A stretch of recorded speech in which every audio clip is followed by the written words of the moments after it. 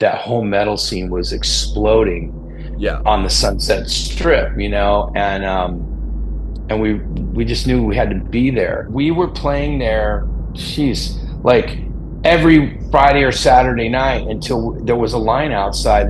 I remember seeing that for the first time, thinking, "Wow, something's happening here. Yes. How do I go in a studio and sing on my first record with the guy that recorded Robert Plant and Eddie Van Halen standing next to him?" Everything started to sound the same. There was just too Sure. much of that. And so at some point, there had to be a Nirvana. By the end of 92, you had to make a choice, it seemed like. And it just didn't feel like it had been that way before. And all the labels were clamoring to get up to Seattle to find somebody new. And you get lost in the mix. I climbed into a glass pipe and I just didn't even realize how bad it was and where I was and what I looked like and how things were just, sort of crumbling around me. I just said, fuck this. I remember that show and I walked out of there and I told Jimmy, I'm fucking done. I wanted to get clean and he wasn't able to do it. I am writing a book, and the new name of the channel is graduating into Get on the Bus. I've said before that I thought Under the Influence was the next Appetite for Destruction. That story's fucking crazy. The air metal guru from Warren to Crew. The air metal guru. Never forget Charlie too. Welcome to the Hair Metal Guru. My name is Anthony. They call me the Guru. And today, my special guest is, holy shit, Drew Rose, former lead singer of the band Wildside. And I checked out your profile. Your profile says, and I know you worked in porn, but you were the former director of operations and creative services at Hustler Magazine. You're currently part of the team running that phenomenal YouTube channel, the 80s Metal Recycled Bin, which I'm a huge fan of. And most fans of this channel, anyway, know you as the vocalist for Wildside, who put out one of my favorite albums of all time, 1992's Under the Influence. Drew, welcome to the show. Well, thank you so much for having me. I appreciate it. Oh man, I've been thinking about this for a long time because I've told people that since I started this channel, there's a couple things I wanted to do, and one of the main ones was I wanted to bring attention to some of the albums from back in the day. And I don't know how you feel about the term hair metal. Some people try to disassociate themselves from it, but I've always Nah. I wanted to bring attention to some specific albums from back in the day, and one of them was the Under the Influence album. So it's a thrill to have you on. I'm sure there's a ton I don't know about your career, but besides the 80s Metal Recycle Bin, is there anything that you would add to what I just said, or about what you are doing now? Um, no, I mean, I think you kind of nailed it. I mean, I'm working on, a bigger project other than the 80s metal recycle bin. We're Yep. we're we're transitioning out of that, which we can talk about later, into Sure. a completely new channel that I'm super excited about. That's just a bigger opportunity for myself and the former drummer from Wildside. He's my business partner in Okay. in the YouTube channel. Jimmy D. Yeah. Jimmy D. Okay. Jimmy D. So his name is Jim Darby, Yep. and back in those days it was Jimmy D. Hey, well, and while you bring up the name thing, so your name is Drew Rose, but in the Wild Side days it was Drew Hanna. So Yeah, I yeah. had a theory. Was it is Drew Rose your given name, or do you want to explain that? Well, yeah, Drew Hanna was just kind of a name I came up with. I think we were all trying to figure out what we were going to be Sure. doing at Cool. that time, kind of Yep. hiding our real names. And so I used that name, and there's a longer story behind that one. But Sure. then, over the years, it just became Drew Rose, Yep. easy enough, Sure. and that's where I am. Yeah. Okay. All right. Yeah. So if we can, I'd like to go back to kind of the start, and could you give the audience a little bit of a background about where you came from, and and lead that into your interest in music and how you started knowing that music was something that was going to be a big part of your future. Okay. So here's what I'm going to say. The Anthony, I am writing a book Oh, and deeply in it. And great.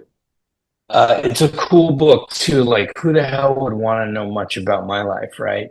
But when you spend 12 years with Hustler's Larry Flint, and are vice president of Penthouse Magazine, Yeah. and you've been all over the world with your rock and roll experiences, kind of coming up through Hollywood with God, some of the biggest stars recording my record at Eddie Van Halen's house.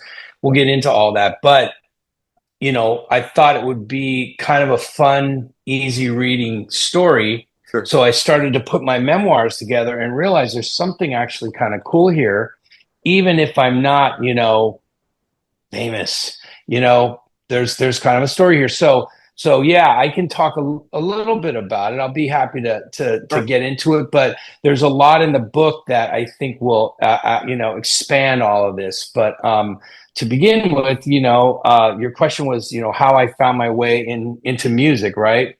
Yep. And it's kind of like you and just about anybody else who was inspired by rock and roll. I was a kid growing up in Southern California, basically cutting school pretty much every day, and I grew up in North Hollywood, Okay. and so it was ditch school, grab the boogie boards, take two buses, and go to the beach and hang out on the beach all day and listen to Van Halen.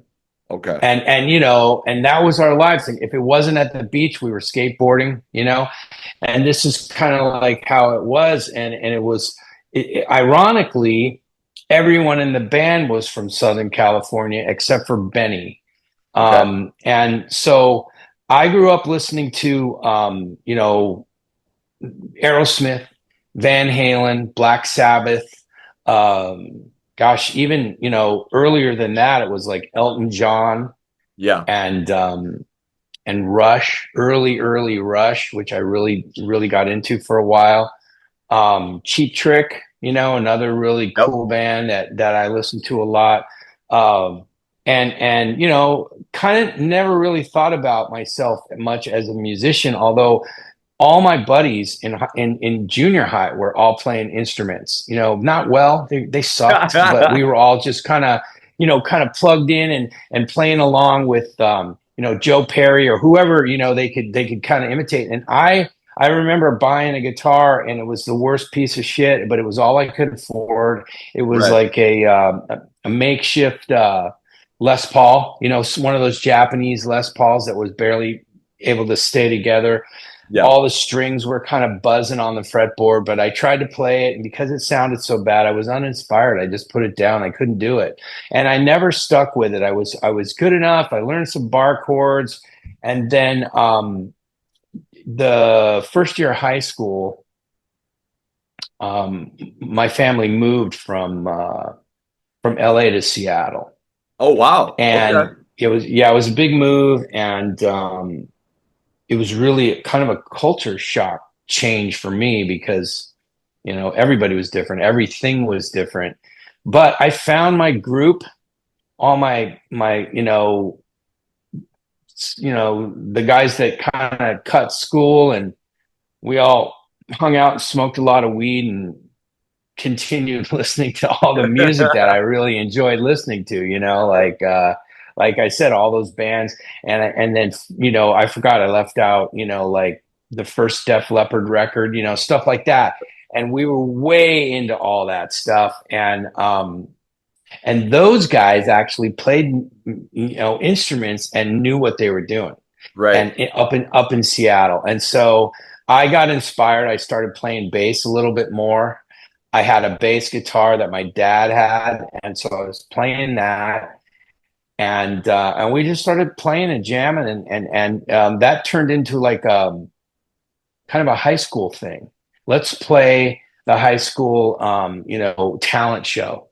Sure. And I found myself as the singer and the rhythm guitar player. And we did like, cover songs of like, Black Sabbath or maybe a Who song or something that had easy guitar, chord changes, but sounded Yeah. cool.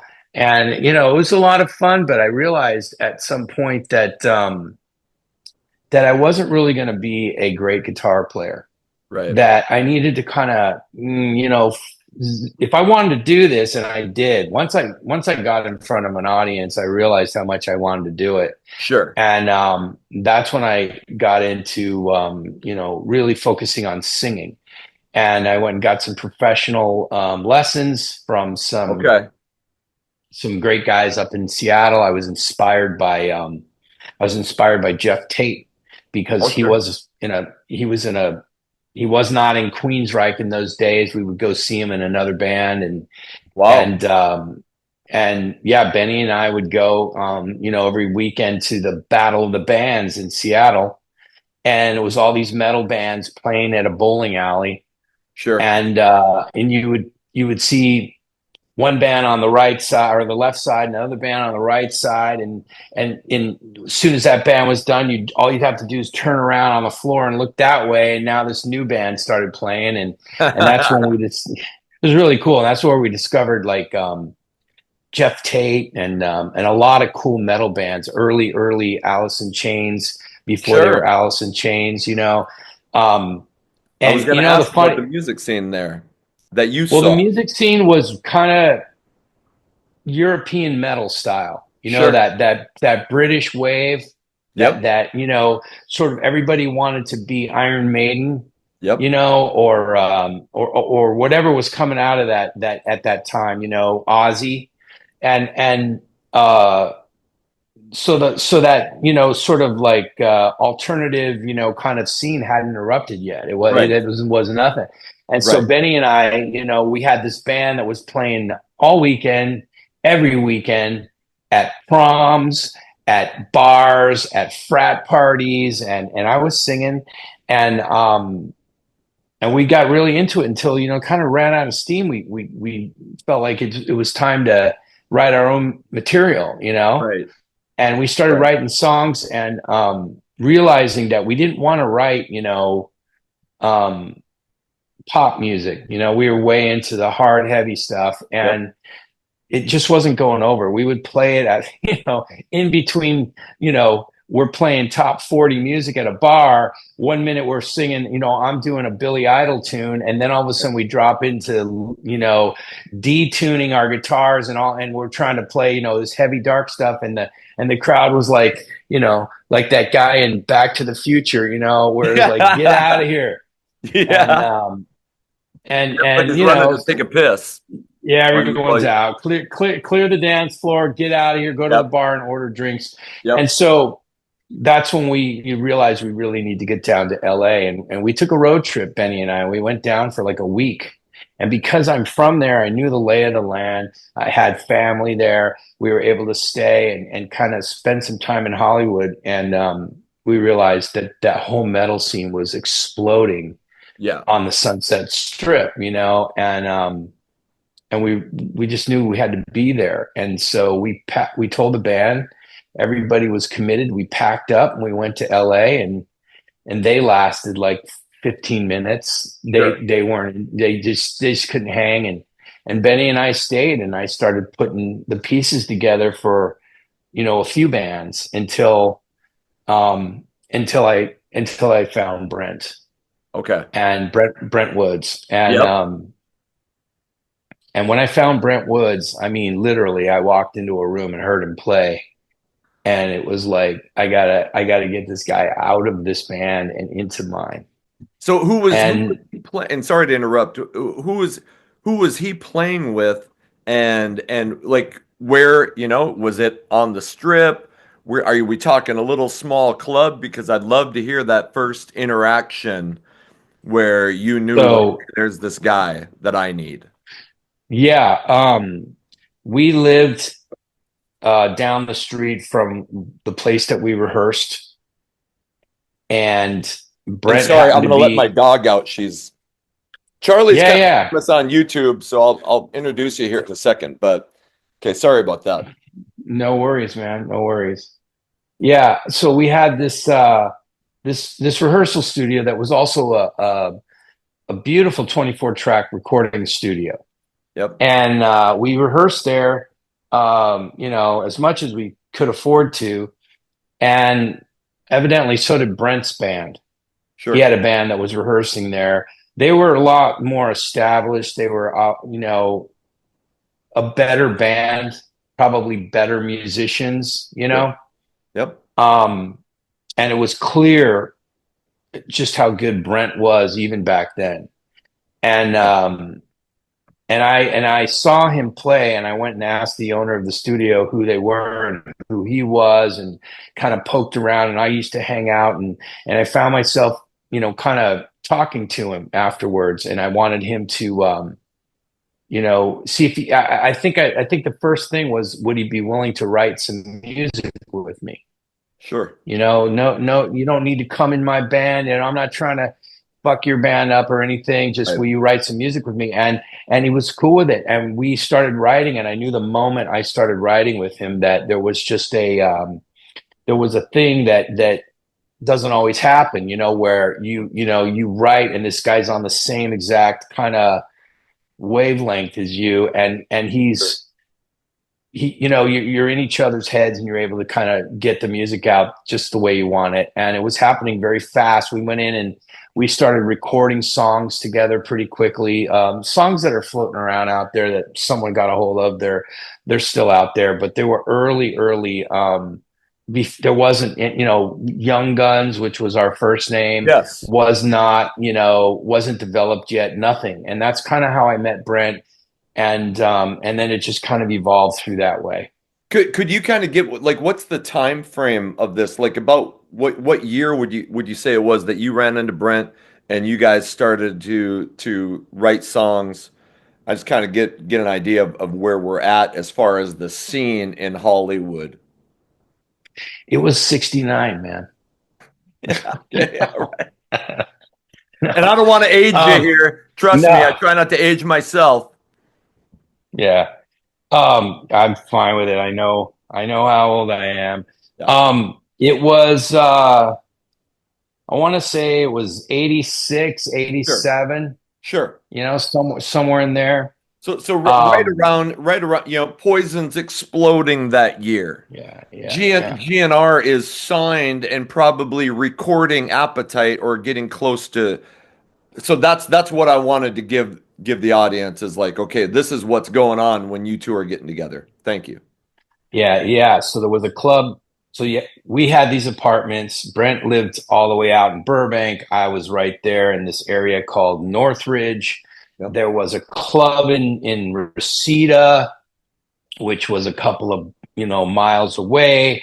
That was called the Country Club. Yep. And this place was a huge, huge theater, bigger than anything in Hollywood or anywhere actually. And um, kind of where Poison erupted from, Yep. Um, I'd have to say a lot of major shows that solidified Warrant were Yep. kind of out of that club. Yes. Um, Another one that, I saw a lot that came up through that club was Pretty Boy Floyd. Sure. But yeah, I mean, everybody. And then of Yeah. course all the national acts that came through there. Yep. And we would go, quite a bit, and I would meet up with Brent, and we'd watch these groups and figure out what we were trying to do. And the more that I started to write with him, the more he started to recognize that maybe what we were writing together was better Yeah. than what he was writing with this band and trying to pull off with this other band. And I used to tell him all the time, I don't know what the fuck you're doing. They suck. And yes, great musicians, but these guys just don't have, the songs aren't there. Yep. And he was just hard to convince. It took a long time. He Sure. was in both. at one point he was in both bands. We were rehearsing with him on certain nights of the week and had shows booked with him. And then, other nights of the week he was playing with that band. And so this went on for gosh, almost 6, 7 months. You know, What was your so band called at that time? This is before Young Guns, correct? no, this is about when we. This is about when I put the band name together. Okay. So at that Sure. point, when we started to play, it was Young Guns, Okay. and so having Brent in was sort of the final touch, I thought, although we made some changes. But I remember when Brent introduced me to a drummer, because we were kind of in need of a drummer. And he introduced me to this guy who, if you imagine a guy kind of like David Lee Roth on drums, Yeah. just one of these guys. It's just like, hey, baby, man, what's going on? And instantly your friend, and throwing his arms over your shoulders, and just a absolute 100% rock star the minute you met him. And I said, well, I don't care what the guy plays like, he's in. He was just Yeah. cool. And it turned out that he was an okay drummer. His name was Johnny D. Oh, no way. And yeah, or no, wait. Johnny Dean. Yeah, Sure. and he was a great guy. He played great. He had a great set of drums, and he was okay. He had some timing issues, but Sure. Johnny was a heroin addict, Oh my. Okay. and so we didn't know at first, and it just was difficult, and but so over time the band evolved. We had different players, and it just was difficult to get it all final until we got just the right. It was Benny, myself, and Brent who were working through these interchangeable guys Sure. all the time, and that's eventually we landed Mark Simon on bass, Yep.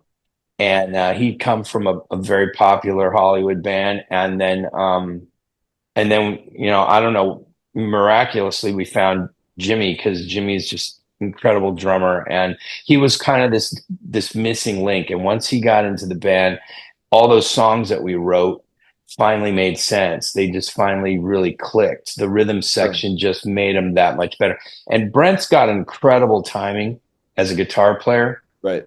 You know, uh, Kind of that Zach Wild kind of timing, Yep. where it's just chunky, and he's right there with all those the kick drum and those snare hits, and the Sure. music was written off of that. Bobby Blotzer's another drummer like that. I Yeah. mean, the Bobby Blotzer and Warren DeMartini, they had that kind of sound, and we were very much influenced by that. And so when we were writing, that kind of stuff really kind of came through in those early days. What was that writing process like? I mean, is he coming up a riff and you're sitting and thinking about lyrics and melodies, or what, how did that work, you and the band trying to come up with these songs that end up later becoming the album?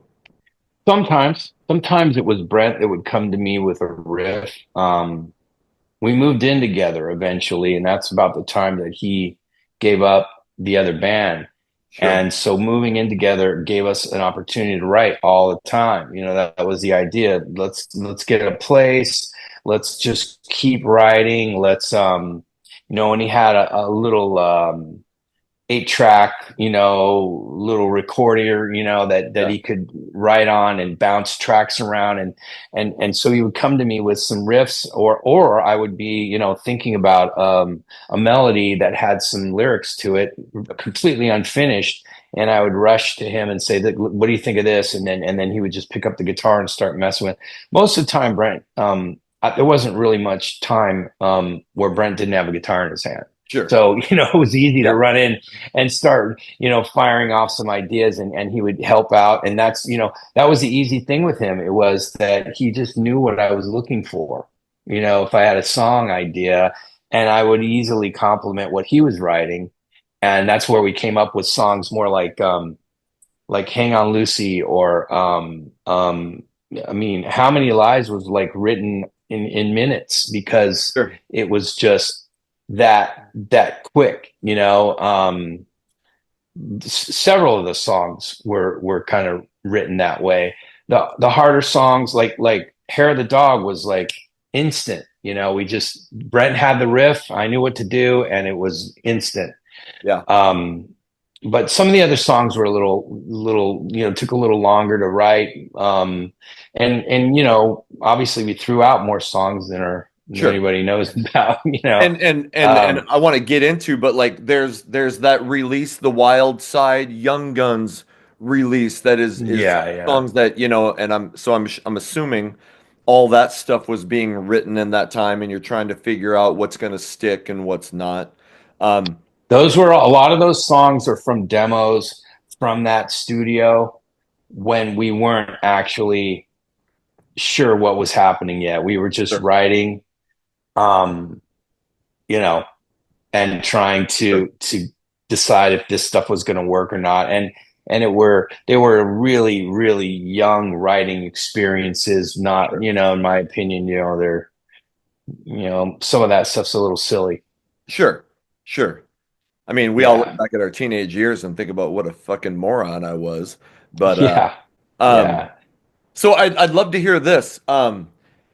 You guys, okay, so now you're writing songs and and eventually you develop a name where you're a big draw on on the club scene. But what was, you know, where were you playing right away? You mentioned the country club, but like, how was the process between, okay, maybe we're fifth or sixth on the bill and we're working our way up to where people are starting to notice Young Guns and it's Mm. like, hey, maybe these guys got something here.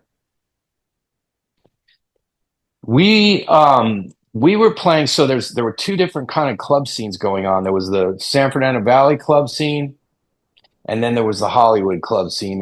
And you know, it was a little bit easier to play, you know, the clubs in the valley. Like there was a very popular club back then. It's gone now, called FM Station. Remember And that? that club, yeah, that club had you know, there's a lot of cool bands that were there that I can't think of too many of them that came out of there that anybody would remember. But, you know, on the local side, there was a lot of great music going on there every weekend. If you weren't playing, you were hanging there. Yep. And it was cheap to get in. The booze was cheap Yep. and the girls were everywhere. I mean, it was one of those kind of places. You know, like, that club was probably the same kind of club you would see where you live, you know, or anywhere else in Middle America, because that's kind of what it reminded me of. Sure. Um, and we started playing there a lot. In fact, as a matter of fact, we were playing there, geez, like every Friday or Saturday night until there was a line outside. I remember seeing that for the first time, thinking, wow, something's happening here. Yes. You know, it's like something's starting to change. You Yes. know, um, all the guys in Warrant would hang out. Everybody was there. It started to become a hang, you know, with us. And I realized, you know, having a conversation with Brent that it was really time to move our little act to Hollywood. But Sure. you know, it was a tougher position to get into in Hollywood. You know, those clubs you sort of had to, you know, they would say, here's a big stack of tickets, go sell these, Yep. and if you don't sell them, you got to bring back, you know, $350 Right. because that's what the value of those, you know, Pay to 200 play. tickets is worth. Yeah. And we were, you know, not into that, but at the same time, you know, what are you going to do? You got to Yeah. do it. So we started doing that, and it wasn't really, we weren't digging it. And I remember there was a little hit and miss with that. But then they started this thing on at the Whiskey on Sure. Monday nights. It was this thing called No Bozo Jam, and you basically get your name on a list, your band name, and you could play on Monday nights on the Whiskey stage. And it was like 15 to 20 bands. The back line was fixed. You all you brought was your guitars, you Yep. know, and the drums were there. Nobody could, you know, bring their own drums. Yep. And we got our names on the list. We decided, you know what, let's see how this goes. But when you start out, it's like 7 o'clock. Sure. You know, 7 o'clock on a Monday night, there was like 18 people there, you know, Yep. including the waitresses, you know. So And the rest it of them are kind of your sucked in the girlfriends. beginning. Yeah, Right. and you drag some people down and even as popular as we started to get in the valley, no one's coming out on a Monday night. Yeah. Everybody's burned out from the weekends. Sure. So, but it started to build up and we were on every Monday, every Monday, every Monday. And then finally, we realized, well, now we're on at 10:30 at night, prime time. The Hmm. club is packed. Everybody's there. All the guys from Kiss, Paul and Gene would come down. No way. Warren, God, I'm trying to think of just so many musicians that would Sure. hang out, to see who's coming up. Sure. And we started to build a crowd. We had some demos that were floating around that we had recorded. Early demos like songs like Dance Swing Yep. and City of Love, Sweet Sweet Sinner. All these songs were on these demos, and we were getting a lot of interest on off of those demos. And Sure. so we went and we played this particular night, and it was a big night for us because I remember it was sort of the turning point where the band got recognized by some real big entertainment lawyers and people like that. And all of a sudden, we had phone calls after that show where people wanted to represent us and take us to the record, execs and try to get us a record deal. And that was a big change for us. And that's how that's how ultimately it evolved for us to get from where we were in the valley over into the Hollywood scene. And I'll say this too, Brent and I anyway became kind of friends with the guys in Tough. Tough was Sure. already killing in Hollywood. Yep. They were owning the Sunset Strip, and I would have to say they were definitely, several clicks ahead of us in Sure. terms of trying to get a record deal.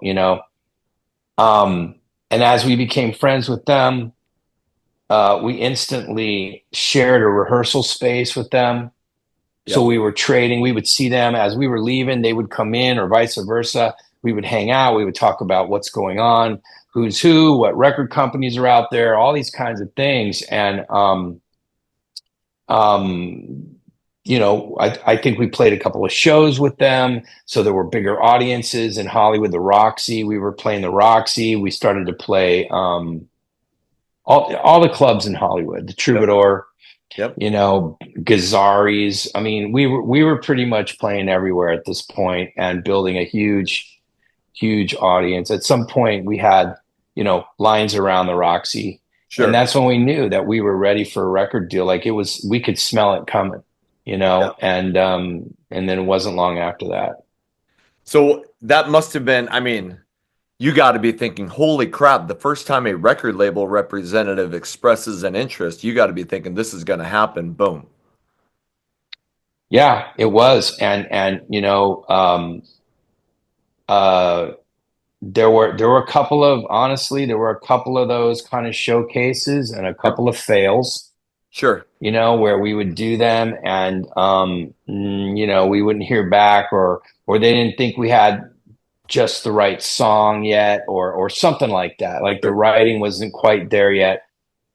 And ironically, those same labels came back around this a second time after we really started to own the strip, Sure. that it wasn't about that anymore. It was just we had offers in from multiple labels at the same time where we were able to make choices, which was pretty cool, to be in that position. Was there a song or a songwriting moment that, people will say, I wrote this song, and as soon as I had that song, I knew that was the song. Like, was there a song where you thought, this is the one that the label or the fans, this is the one that's going to break the band? I mean, maybe it's a ballad, maybe it's a rock song, but that song that you thought was the one when you wrote it. Yeah, I think that one was just another night with Brent and I. Yeah. We wrote that one pretty fast. He came up with the riff, and I just knocked out the lyrics. I just it just came to me very quickly, and we went in and recorded it, as a demo. And we knew that that was going to be the one that our Yeah, manager at the time was able to get around, and it worked. It was definitely the one, and um, it's so funny because that song was, in my opinion, the single reason why we got a record deal sure, from Capitol Records. sure. Yet those idiots didn't have the wherewithal to put it out sooner, to get off their asses and do anything with it. Yeah, Rather, they were like, trying to establish us. They were constantly trying to compete with other record labels that had, like, Skid Row, and this is going to be our Skid Row, and we need to establish them as an edgy, hard, and we were just waiting for the moment to get that song to radio, and sure. screaming at them to do it, and it just didn't happen. And as that was, happening for us, music was on its way to a Yep. major change, and we were so caught in a vacuum, living our own lives of touring and trying to keep up, that we didn't even see that coming. Oh, of course not. Yeah. And we started to get into there. So yes, now we get the record labels come in, and you guys get signed by Capitol. Could we just talk a little bit about the recording process? Because I know you guys record, or Andy Johns is part of the recording process. The guy's been with, you know, been a part of some of the biggest albums of all time. But I know that, or at least from previous interviews, that you thought it took too long. So, and that was part of the thing with the album getting released in 92, versus Yeah. getting released at a better, a more optimal time for it to do what it should have done. So can you tell me just a little bit about going into the studio and what that was like? Yeah.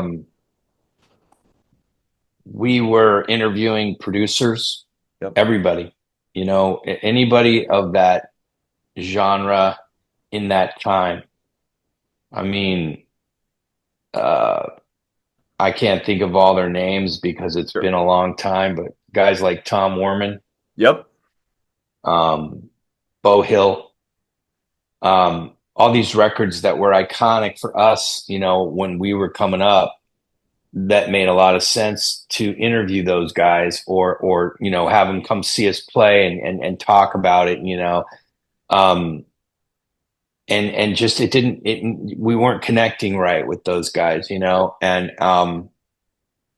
or maybe those guys didn't connect with us. I don't remember all the details on it, but we found, someone ended up suggesting Andy Johns. Sure. And I remember when he was suggested, and we went to the record label to talk to our guy, our A&R guy, which is a guy named Tim Devine, Okay. who's still around. He kind of gave us a frowny look, like, oh fuck, because Andy's a problem. Andy's, kind of he's a little different, you'll meet him, and just be careful, because Andy's not, he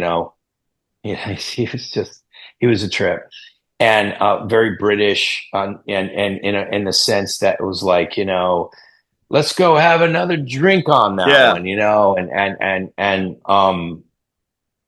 and so and very much, old school too, like, all of a sudden, Andy turns into Keith Richards at some point in the evening, and there's no coming back from that. Yeah. We'd be in the middle of trying something out.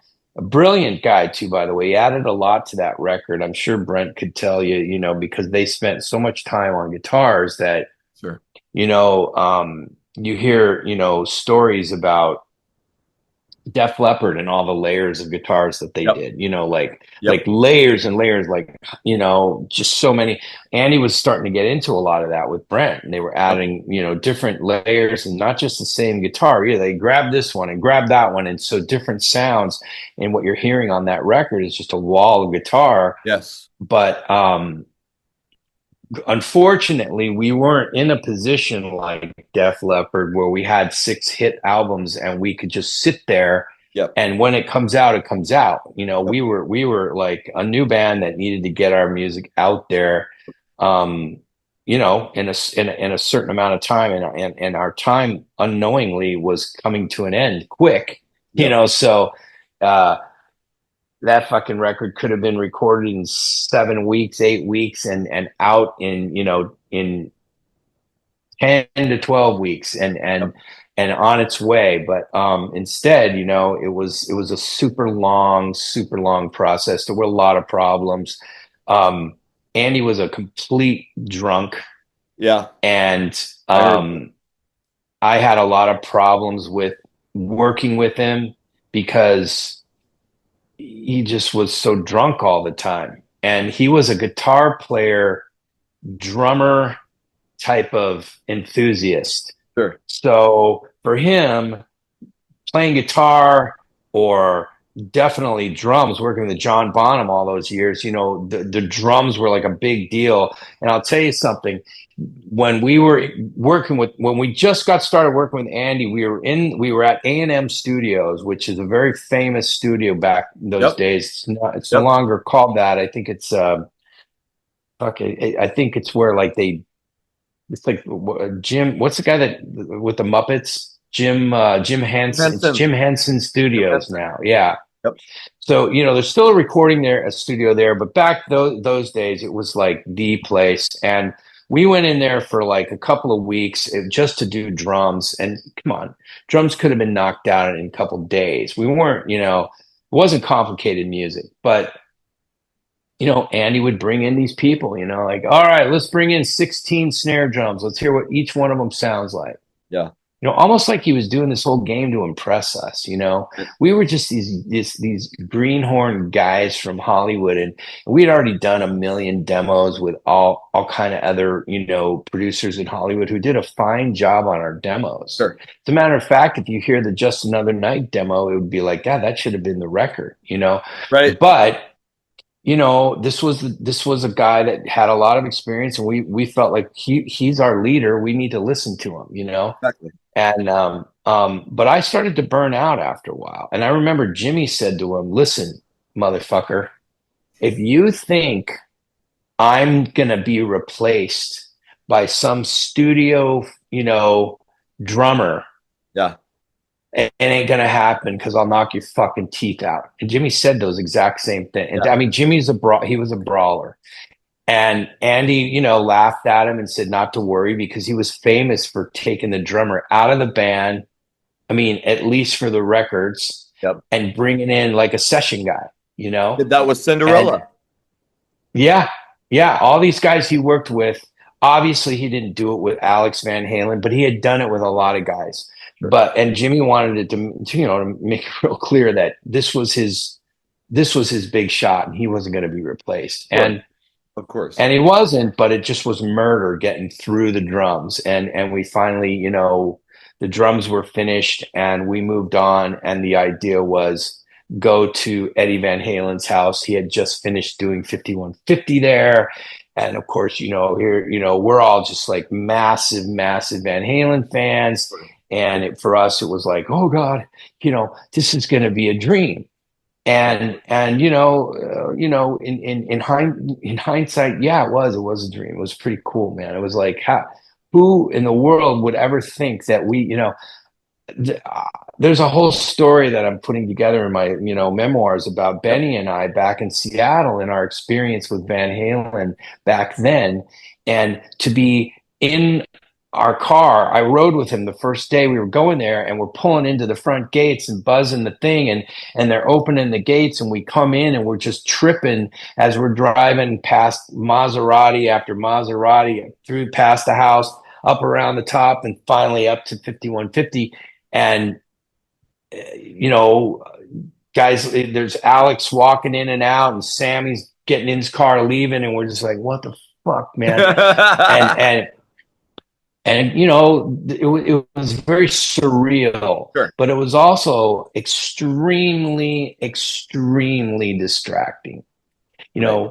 How do I go in a studio and sing on my first record with the guy that recorded Robert Plant and Eddie Van Halen standing next to him, tinkering on his guitar, watching me through the window, and I'm supposed to go in there, and they asked me. I'll never forget the first song they asked me to go in and sing was "Just Another Night," and I said, "Are you fucking kidding me? I'm going to go in there and do that?" So I gave it about three whirls, and Andy, hit the buzzer and said to me, "Oh, you just ain't got it today, man. Come on in," and he was halfway shit faced, and by Sure. the way, so was Eddie. You Sure. know, Of course. everybody was drunk constantly up there. Of course. Eddie had just had, he and Valerie just had Wolfgang.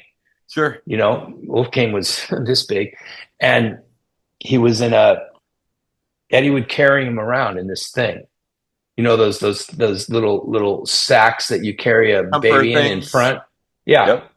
and he would walk around the studio with him while he's smoking a cigarette. And the kid's like, asleep. And and we'd have some deep conversations about music, but I couldn't get anything done there. I was Sure. having a really hard time trying to get any tracks done. I think I did and finished "Looks Like Love," Yep. and I remember coming out of the studio, and Eddie said to me, "Hey, man, can I ask you a question about the way you sing?" I said, "Yeah." He says, "You have this great voice, and yet sometimes you're like screaming, it Okay. seems. Why would you want to scream? And you gotta remember he's kind of like, hey man, kind of like, that Eddie voice, and he's just like, hey bro, so and he's trying to explain this whole thing to me, and I looked at him like just very puzzled. Like, what am I supposed to say? That's my style. That's what we wrote the song like. It goes from this really smooth voice into this really heavy rock sound, which Yes. is kind of, a complete opposite. And you hear that kind of in all the songs, Yeah. that we put out on that record. That's the And draw. yeah, and he just didn't get that. And he thought, I should be like, singing everything and not, screaming. And you're going to ruin your voice with that, man. One day you won't be able to do it anymore. And, whether he was right or wrong about that at this point, I can't do that anymore. But I think that has a lot to do with just not doing it over the years, and you just lose that muscle, But regardless, we, now go in there and sing, after that conversation with, my hero. It just kind of was a weird moment, and we had a lot of those weird moments. And the only person that succeeded in what they were doing there and put down a lot of music at Eddie's, and we were there a long time, months, Right. um, was Brent. Brent got a lot done there and Sure. was able to really kind of vibe with. There were nights that Brent was there all day and all night by himself with Andy and Eddie, Yeah. just hanging out, talking, a lot of stories, and I would hear about this, and sometimes I would get a phone call to come up and just hang, same with Jimmy, we would be up there. I'd try to be up there as much as I could, but sometimes, I'm not going to sit and listen to guitar riffs over and over Yeah. and over again while these drunk guys are trying to figure it all out. And it got to the point where I would just I lost a lot of respect for Andy. Sure. We were fighting. He'd chase me around this fucking studio. I mean, literally chase me. He was 6'3", big fucking huge British guy that probably weighed, 280 pounds. And I'm just, little dude that's like 150 pounds, 5'9", and I would tell him he's a fucking drunk motherfucker. I would call him every name I could through the microphone in the studio while he's behind the board, and he would just flip out and come running after me and chase me around. And it was a crazy scene, man. It was a reality show, is what it was. Sure. I wonder, so the record label, okay, they say you got Andy Johns, he's going to produce. They must have, I mean, were they trying to rush you along? Like, hey guys, this costs Oh money. yeah, yeah. Well, they were getting the bills every week or two Sure. weeks, and our manager would call us and go, "Hey, man, like the alcohol bill was outrageous," or you know, the food bill. Everybody would order from these Hollywood baristas, or Right. restaurants around the area, and it was expensive. Sure. And not to mention the studio time. We Sure. got a really good deal at Eddie's studio, and that's probably why we were there, among other reasons. But all the other studio, we left there because I couldn't do it there anymore, and we went down to also because Eddie was leaving. They were all leaving to go on the Carnal Knowledge Knowledge. tour, Yep. and we had a an opportunity to go on that tour, and it was given to us before Alice in Chains as the Oh, opening act. I was going to ask you about But that because I heard that there was talks about you. Sorry to interrupt, but that you were gonna. Oh, I wanted you guys to be on that fucking thing. Shit. Pardon my. yeah, it would have changed our whole lives, and everything would have Absolutely. been different at that point. But we didn't get it. We're go on a tour in the middle of recording a record. It was just impossible, and so we went back into Hollywood, and we recorded at Sunset Sound and um, a bunch of different places in and around Hollywood in order to get the vocals done and all the whatever we had. And then we wound up back at A&M for some more stuff, and then the record was finally done, and but it just took forever. I'm just thinking back at just how long it took, and we were in the studio with Thompson and Barbiero. These guys are like the um I think it's yes, Steve Thompson and Mike Barbiero. These guys were like the mix masters. They weren't just mix masters. They were excellent producers.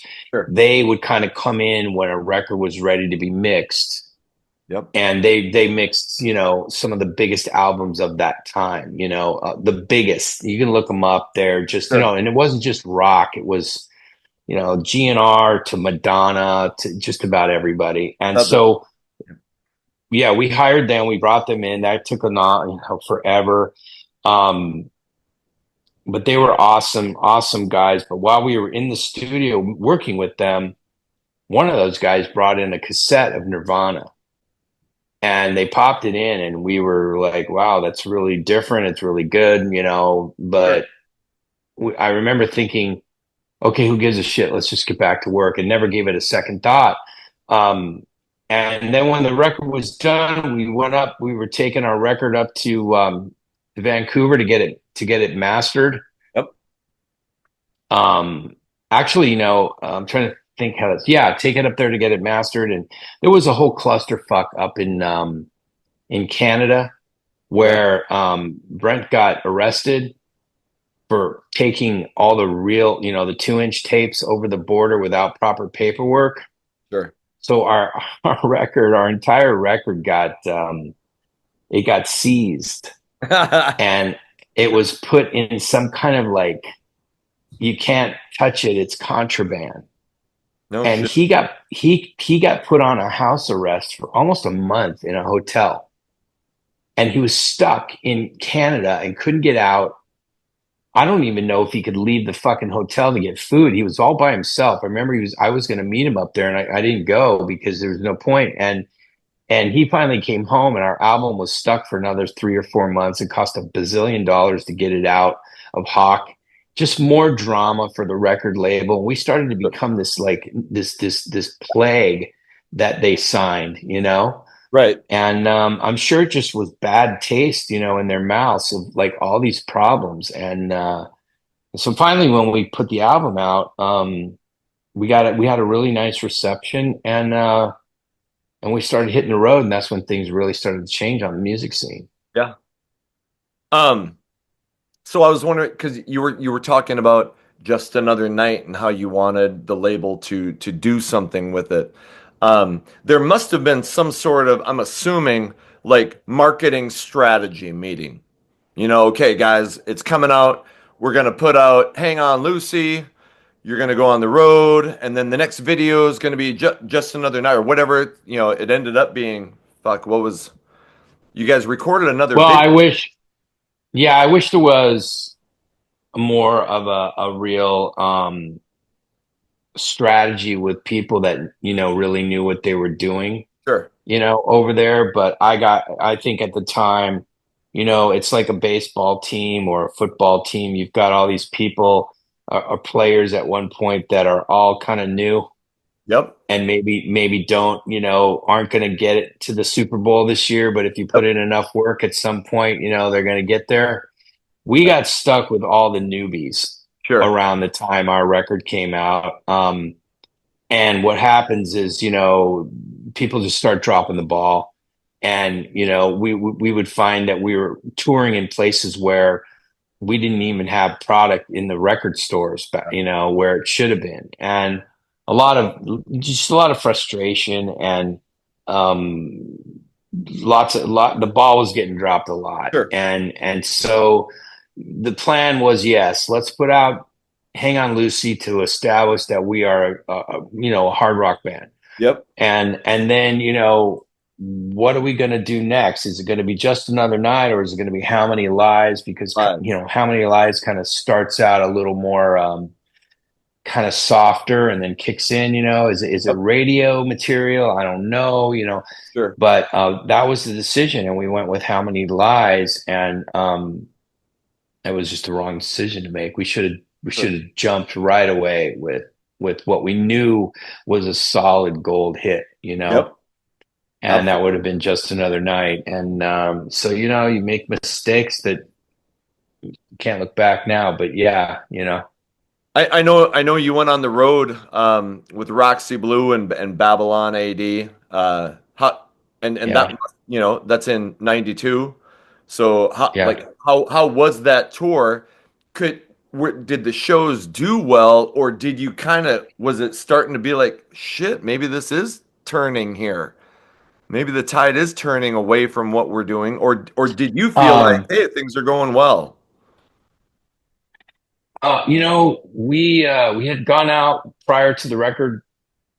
We had toured for a couple months with a band called the Four Horsemen, Rocking is my and business. that This is good. they Yep. were awesome. That was a real good taste of what it's like, and working with a real road band. That's Yep. what those guys were road dogs, and we followed their lead the whole time and learned a lot. Sure. And their album was brand new. They were a brand new band, but all the guys in that band were guys that had done this before, sort of Yep. putting together a bunch of experienced guys. Had a great tour, come back from that, and we were set, now the record's out. Let's go tour for months and months out. Yep. And the guy that managed Roxy Blue was a guy named Doug Thaler. Doug Thaler Yep. was, partner with Doc McGee, who was managing, Yep. got everybody from Bon Every Jovi to, Yes. everybody, Motley Crue, everybody. Yep. And so they kind of put this together with our manager. Hey, let's put this kind of whole thing where it's a bunch of bands, and we'll rotate who plays in what position each night. And they're all of kind of the same genre. And yeah, no, every night was packed. It was a packed Sure. house every single night. It was a great tour. We shared a tour bus with Roxy Blue, Yep. as Babylon AD had their own bus, and we all kind of followed each other on this kind of caravan. And we made we made great friends with those guys.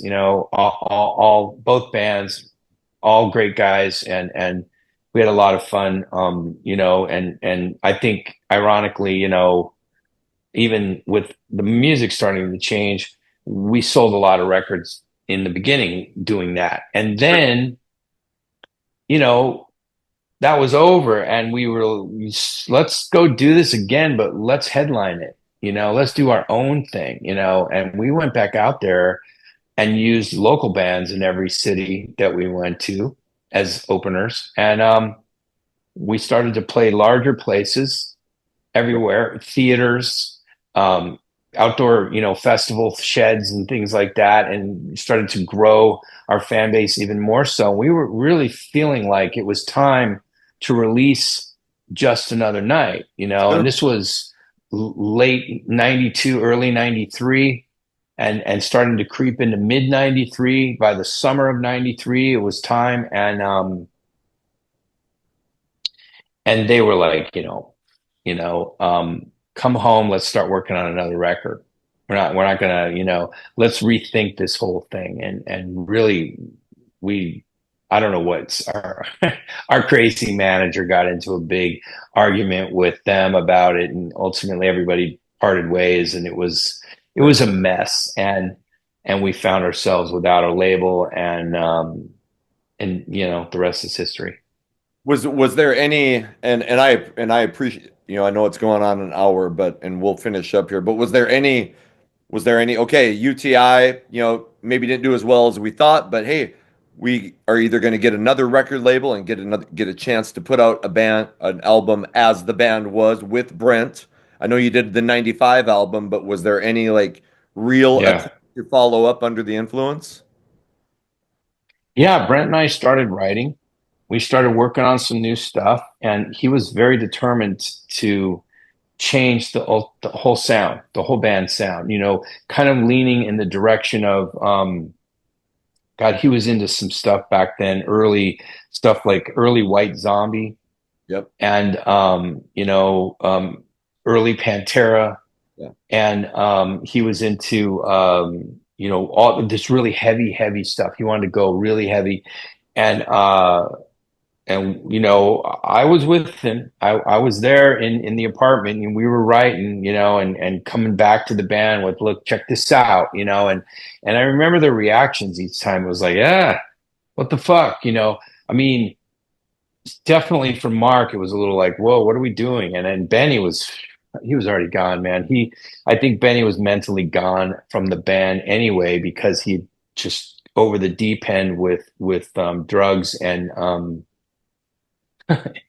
weird shit like gambling and shit like that. Benny was pretty much disconnected from anything we were doing at that point. So it was like Sure. Mark, Jim, and I and Brent coming up with this material, and it just started to get weird. And there was a lot of fighting going on, Sure. a lot of the blame game, like, it's your fault. We're here because of you. And look what you did, a lot of this stuff. And we went out and did another tour without a record company support. Yep. We basically lied we fired our manager. We fired our talent agency that was put us on the road. We took all the experience and knowledge that we had and did it ourselves entirely on our own. Basically went around the whole country in a tour bus without any support from anybody else but ourselves. Sure. And at that point, we realized how much money we were getting robbed, Right. because there was nobody to give any money to but ourselves Right. and our crew and our bus people, and we were like, fuck, we made all this kind of money this time.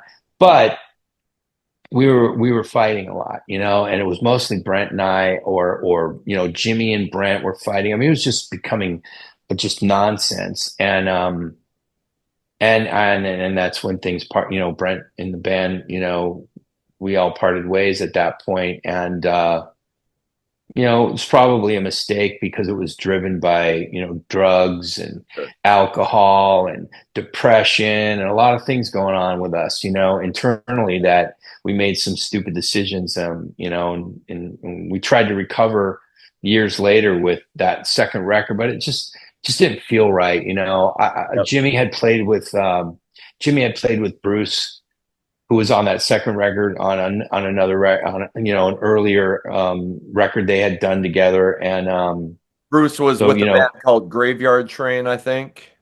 yeah, but prior to that, he was with another band, NRG, with Jimmy, Okay. which had a lot of members in Graveyard Train as well, but Sure. Jimmy was in NRG with them. And so he really, Bruce was a phenomenal guitar player. I mean, just Yeah. mind blowing. And then he could sit down at the piano and just fuck your head up completely too. He was that good. He was a real musician. Like, oh my God. I just didn't know how to deal with that. Yeah. When it came to writing, I was like, listen, man, I don't need arpeggiated riffs all through here. I just want you to can you just kind of play like Brent? Right. That's what I kind of wanted him to do.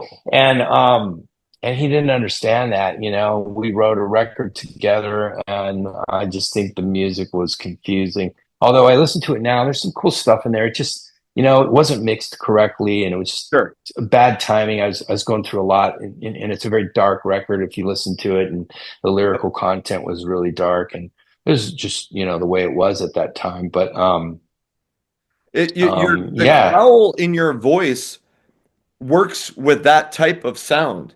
It was a heavier, I don't know, some people would call it grunge influence, but to me it was really heavy, Mm, gritty, yeah. dark, and your Yeah. voice can pull that thing off really well. But if you were expecting Wild Side Under the Influence Part 2, yeah, you weren't getting that.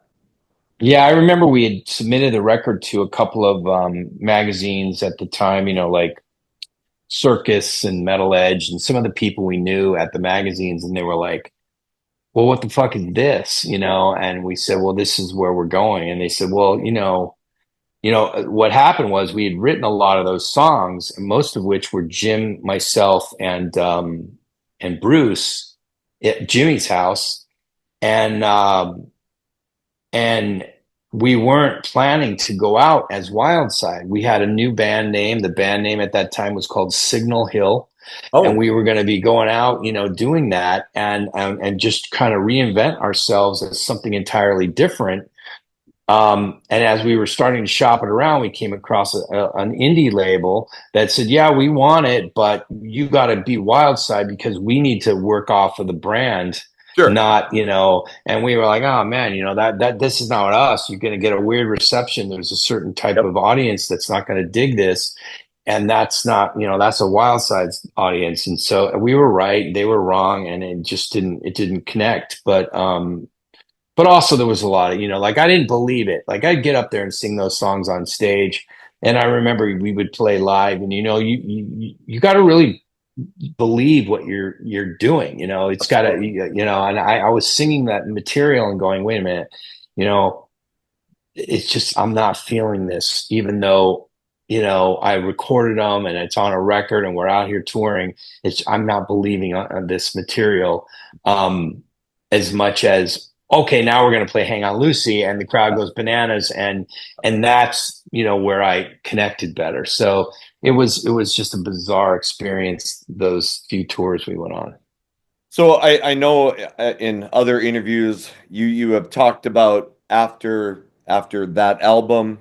I think you kind of got into a dark place, drugs and alcohol, and I'm a recovering alcoholic. I quit drinking July 4th, 2004, so I can relate to that. But can you just briefly, like, what happened after Wild Side was done, and you're trying to figure out your next move? Yeah, it was a very sobering, which is a weird word to use, moment in my life because I had put so much of my life into that and energy into that. And it's not like you can just walk away from that and go, well, all right, here's my resume and I'd like to get a job at Costco. It's like, what the fuck do I do now? Really, what do I do now? And, in retrospect, I could have done so many things as a vocalist. I could have reached out to, a million people. And Yeah, certainly today, everybody's a scab. Everybody's playing with everybody. Everything is, everyone in rock, hard rock at that level is one big happy family, and they're all playing together.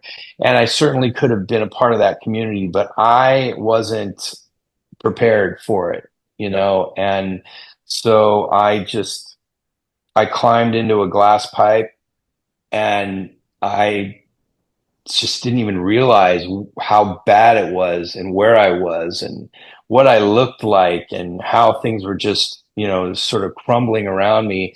I found myself with people that I had no business being around, like people that are so fucked up and so never had ever done anything with their lives. And there I was hanging out with them, and just because of the drugs, I wanted to more drugs, and with all of that becomes things like guns and just a lot. It gets really weird. It can get really, really dark and weird. And at some point, you need to get saved or you need to figure it out. And in my case, I was saved by some people a few times, but I wasn't ready yet, I don't think, and I just I'd fall back into that trap again. And it's I just remember um feeling great for a couple of months because I was clean from it, walked away. But then you run into somebody that's not, and they just, hey man, come on in, and you just, it was easy. It was easy to fall Yeah. back into that. But what happened wasn't writing music, wasn't, around creative people, I wasn't hanging out with the right crew, and alienated myself very badly from that, whole thing. And um, I sucked in Bruce. Bruce and I were doing this together. We would find ourselves in my apartment smoking speed for days. Right. Now, I had a job, but, and I always called myself a functioning addict. Because I had a job. I'd get up in the morning, I'd take a hit off the pipe. It was like my cup of coffee, and I was out the door like a bullet, straight to my job. And I got Bruce a job there. We were both working together, and we would leave for lunch and sit in the car, and we wouldn't have lunch. We'd just sit there and smoke the pipe, Right. and come back all wired up, and ping ponging around the office, and then we'd go back to my apartment and write music all weekend long, or all evening long.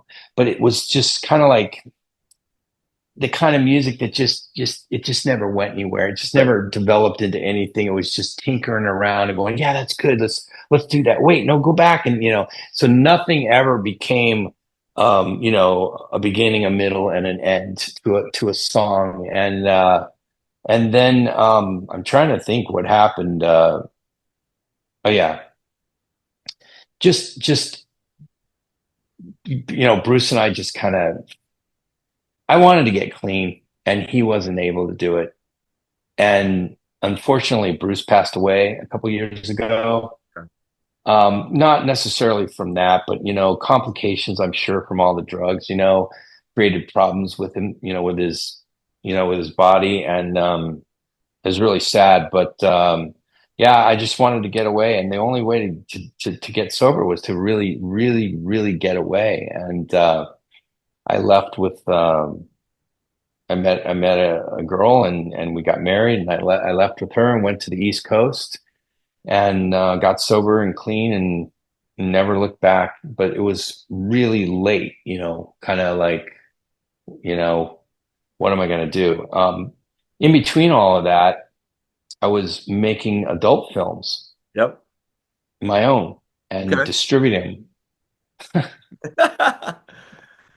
did that I'll get tell you, started? I'll I'm tell you, I'll tell you how that started. That started because when you're around all that kind of element, sure. they kind of go hand in hand, Sure. especially in Hollywood in those days. And so, Right. I'm sitting around with some girl and she's doing crack or whatever it is. And I'm like, hey, let me try that, and hey, what you do what for a living? And oh, and then she's telling me, and I'm fascinated. And next thing you know, you're around three or four of them. Yep. And next wasn't long after that I said, you know what, I want to make one of those movies. I can do that. And Sure. and then so in my sober moments, I was making movies and Okay. and making some money, making these movies, but still doing the drugs. Yep. And my ex-wife, who was my wife at the time, we decided to go, to the East Coast to get away from everything, to get clean from all of this. And we did, but I got a call while I was, it wasn't the East Coast. It was like, around the Chicago, Michigan area. Sure. And, I got a call from Hustler because they knew I was making movies, and they asked me, you want to come work here? Well, I'm all the way over here. And they said, well, if you can get yourself back here, you got a job. And was a real job, like an executive position. Sure. So I was already clean about 9 months. Okay.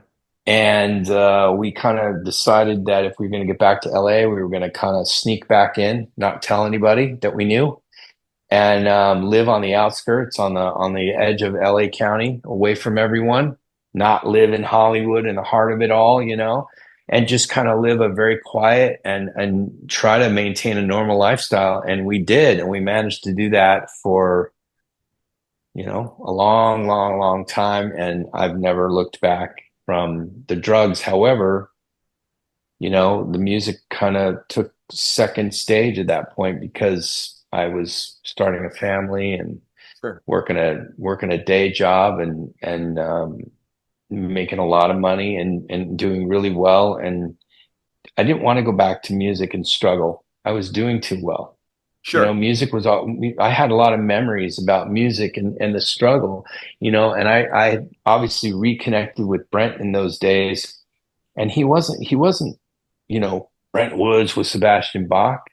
Yeah. He was Brent Woods, who was fired from Vince Neil, trying to figure out what he was going to do next, Sure. asking me, about it, what do you think? What should I, we would hang out, and not to say that Brent was down and out. He was fine. He had his own little recording studio, but I could see that it was a struggle, and it's Sure. taken Brent a lot of work, a long, long ass time to become who he is today. And he's Right. doing great. He's killing today. He's Sure. doing amazing, amazing stuff. But I wasn't prepared for that struggle anymore. I wanted some stability, and I had a family I needed to consider. And I remember I called him in 2009, I think 2010, and I said, let's do a show. I don't Yep. know, I got an itch. I want to do a show. Yep. And I hadn't really done that kind of material or been, in front of a microphone for a long time. Right. Long time. Let's see, it was 2010, probably 13 years, Sure. 10 years, somewhere in between 13 and 10 years, Yep. really singing. Right. And he was hesitant at first, like, do I want to play with Drew again? But okay, he had some connections. He was doing some shows in Hollywood, a bunch of AC/DC cover material and different Yep. things. And these guys there was promoters he knew, and he said, yeah, let's do the Roxy. Sure. So we called Stevie. We said, you want to do a Tough show with us? And Stevie put, Tough was always kind of there. And he put that whole thing together, and we went and played the Roxy. And he had his band at the time called Veins of Jenna open Yep. for the show. Remember. So it was Veins of Jenna, yeah, Tough and Wildside. But I went to the rehearsal that first time with Brent, and I went to sing, and you know, it was a complete embarrassment. I couldn't do it. Really. I could sing all of the regular, standing on the corner, all that kind of stuff Yep. in the lower register for Hang On Lucy. But when it was time to kick it in the Yep. gear, it was like, whoa, man, like I'd been trying and trying and trying rehearsing on my own, but I couldn't quite get to those notes. So now how am I going to do this in front of Brent, who's a real pro? I got to get this right. And I remember he complained about it. He privately called Jimmy and said, hey, what the fuck, Drew? What's up with Drew? He's not prepared. We Right. can't go out there like this. But by the end of rehearsals, I was way closer Yep. than where I was at day one, but I still could never quite get there. We almost had to rewrite the songs in order for me to get to those notes. And it's just, if you don't use it, it's gone. Or what do they say? Use it, you're going to lose it. I Yep. mean, I'm always amazed by these guys that still have a voice. Yeah, Sure. Sebastian Bach, depending on what night of the week it is, he's pretty good, Yep. And that's not easy stuff to do, you know.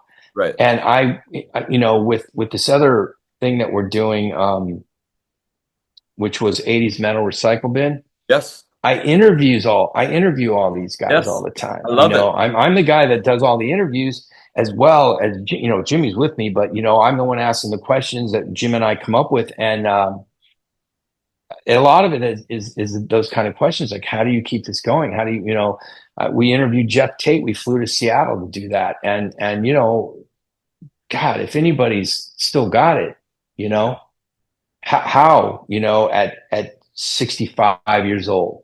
Yeah. It's just, it takes a lot, you know, that you can't be drinking every night. You can't be doing drugs like I did. I'm pretty convinced that the drugs, the level of drugs that I was doing, unlike anything I ever did in Wildside, and we did a lot of drugs in Wildside. um, yeah. Um, this was beyond anything like that. So Right. I'm sure that I damaged myself, you know, pretty good. But I don't want to blame it all on that. It's just, you know, I just didn't stay with it. And you've got to stay, especially with the kind of stuff that I was singing at the time, you know. And Of course. it took a lot of work to get that voice to be that voice, you know. I Oh yeah. spent a lot of time with vocal coaches and constantly singing myself and trying to make sure. And we rehearsed, you know, 7 nights a week, you know. So um it was just a natural thing. I could sing anything, anywhere, at any time, um, as loud and as strong and as long, all night long, without a problem. Whereas today, you know, I started playing in a band a couple of months ago, about 6 months ago, here where I live. Really? And yeah, well, it was like, you know, these guys called me. I was on this website, you know, I was putting it out there that I would be interested in singing with a you know, club band, you know, Sure. whatever. And these guys called me out of nowhere, and I was surprised, and I ended up going to see, you know, what they're about, and it was really small time, you know, but I wanted to do it. I wanted to sing. I wanted to get on stage in front of people. Right. And this is the funny part. So I remember the first show we were doing everything, you know, we were doing like Metallica to Foo Fighters to, it was that kind of band, you know, where they're Yeah. just doing all cover songs, you Yep. know. Yep. They didn't know who I was. I didn't really tell them who I was. I'm sure they're all my age. They probably knew because they're way into rock, but I didn't tell them. I didn't want them to know. I just wanted to be this guy, you know. And and we went and we played these, you know, a couple of clubs, and you know, the first thing I noticed about it was that the crowd, which wasn't big, you know, maybe 35 people in a Sure. small place, all over 65, you Sure. know, and to see a bunch of old ladies dancing together to, you know, to the Foo Fighters, it's just, it's very, it's like, oh, what am I doing? Where am I? You know, Right. this is surreal. Um, so after about 3 or 4 months, I gave it up because I wasn't that committed, Yeah. and I could tell my voice was having a tough time, Sure. you know, and I was reading most of the lyrics off of a an iPad. Okay. I couldn't possibly remember 3 hours of material, Right. you Right. know, because you do an hour, you take a break, you do an hour. I've never done that before. You know, we would play an Right. hour and a half most. And so it was really, really hard for me to pull that off. So I realized that it's just, I had to come to terms that I'm done. I'm Yeah. retired from that. You know, I just Sure. can't do it. And But yeah, go ahead. well, I was just gonna say, and you know, I mean, I don't know how you feel about this, but even guys like, you know, someone on the level of what Brent's doing now, or the guys in Quiet Riot, do you want to be, do you now where you're at in your life want to be flying out and doing 3 concerts every weekend and staying in probably a not so great hotel, flying home for and then flying back out for three and in buses and in vans getting you know, I don't know. I mean, I I used to think don't. I wanted to be a rock star, and now when I think at my age, I'm like, would I really want to do all that? You know, I don't. What do you think? No, because I have kids, Yeah. and I really love spending time with them. I've just become a different person, you know. And Of course. listen, that was 35, 36, 37 years Yes. ago. You know, we're just all so different now. I mean, you know, Brent, he's never ever done anything but this. This is what he knows. This is what he does, and he knows how to do it. It's so well Yeah. that it's just like second nature to him, you know, where it's very foreign to me. We've done a couple of Wildside reunion shows and Yep. in the past. And Brent, you know, I put the shows together and they were very it was a lot of fun. Mhm. You know, from getting in touch with the promoters to the promoters being excited to be able to say that we're coming in to play because we just didn't much. And and you know, Brent gave me a list of equipment that he had to have, you know, that he plays through, Sure. that the promoters are supposed to have there. And you know, I sort of pretended to be the, you know, tour manager to put it all together. Sure. And they got it wrong. You know, these guys, you know, Brent's not happy and he starts screaming and yelling about stuff. And I feel very, you know, responsible and feel bad about it. And at some point, it just got to where I said, look, man, I can't be your tour manager. I can't do this anymore. It's not my thing, it's your thing. And I just came here to have fun. I Yep. came to have a good time and play our old music and maybe sell a few more t-shirts and make a few bucks and enjoy this, because if I'm not having fun at something at this point in my life, then what the fuck am I doing it for, you know? Yep. That's how we started the whole YouTube channel, was because this sounded like a lot of fun. Yeah. And it also is a creative project. I'm a video editor, so I'm able to get in there and cut all this stuff and put the music in, and I watch the process come together. And Jim and I do this together, and it's just a really fun time. And I don't want to be, you know, drilled down by you know, Brent at this point in my life, Right. because in the old days when Brent and I would get into it, it was bad. It was like two 50-pound guys jumping on each other, rolling around on the floor, tearing each other's shirts off like mud wrestlers. Yep. But silliness, you know, it was ridiculous because we were nothing. We were just these little guys, but we would fight, you know, and would get ugly. And I don't want that kind of relationship with anyone anymore. Certainly not, you know, Brent after all these years. And you know, I just said, fuck this. I remember that show and I walked out of there and I told Jimmy, I'm fucking done. Yeah. I will play the show. I want to make sure Brent gets his money, but I don't know if I want to deal with him ever again. You know, he's too intense. Right. And I realize, you know, now, of course, many years later, that that's because this is his like profession. This is what he does, and he wants it just right and just perfect. I was there kind of like, you know, hey man, whatever, you know, let's just have Yeah. some fun. All these people here to see this, and they're gonna have a great time. And they were packed, sold out nights, you know, wherever we played, and it was a lot of fun. But he wanted, you know, he puts on a show, man. Sure. He's a performer and a you know, it's just very real for him. Whereas, you know, man, like, and he made that clear. He's like, you guys are just kind of in here, you know, part time in this thing, and this is my thing. So, you know, Yeah. fuck you if you don't take it as seriously as I do. And I'm like, you know, right back at you, buddy. Fuck you too. And then we took off on two separate planes, and that was the end of that.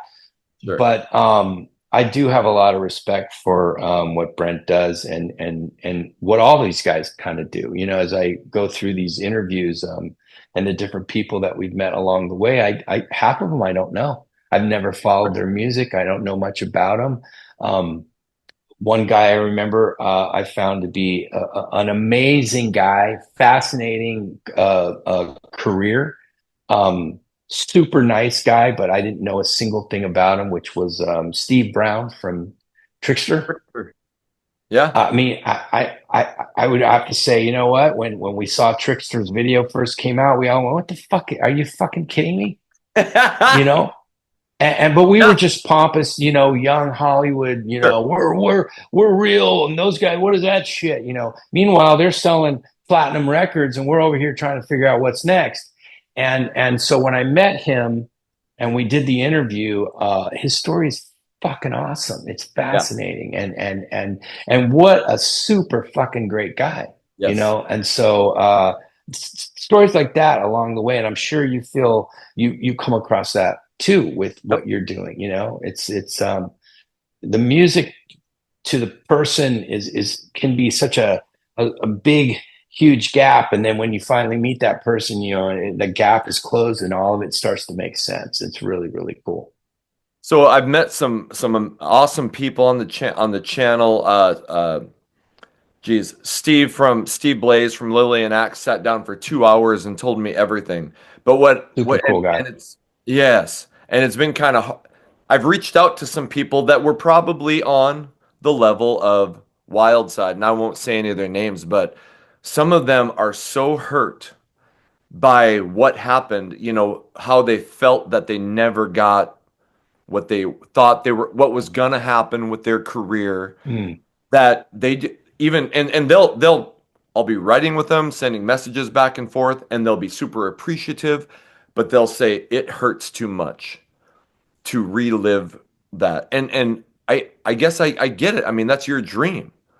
And I really appreciate you coming on and telling, the highs and the lows. And there were definitely some lows, but it's all Yeah, I'm an open book in these days. I think I understand what those guys are going through or what they yeah. feel, Yep. because you put a lot into it, a lot. And you know, you expect a lot from other people that are part of, you know, I think I mentioned the recording, you know, industry, the record execs and all those people. But you know, in many ways you're just sort of like this commodity that, you know, hey, we're gonna push this and then next week we're not, you Yep. know. And you're a person, you're like, you know, how do you, you know, supposed to deal with that, you know, because you put you know, that piece of art is everything to you, you know. And so it can be really painful in looking back. And I'm not going to lie, it's taken me years to accept it, to accept Sure. what happened, Sure. to deal with it. I'm not saying I was shut down or I wouldn't do an interview, I wouldn't talk to somebody about it, but at the same time, um, you know, deep down, it's a painful thing because you feel Sure. like you should have had a real shot at it. And all those guys, I'm sure that you're talking about, and there's a lot of them during those years Yep. that really deserved more. Unfortunately, there were so many of them that it became almost like, well, you know, who was I talking to? One of the interviews I was talking to one of these guys that we did, where everybody was saying, you know, where they were saying everybody started to sound the same.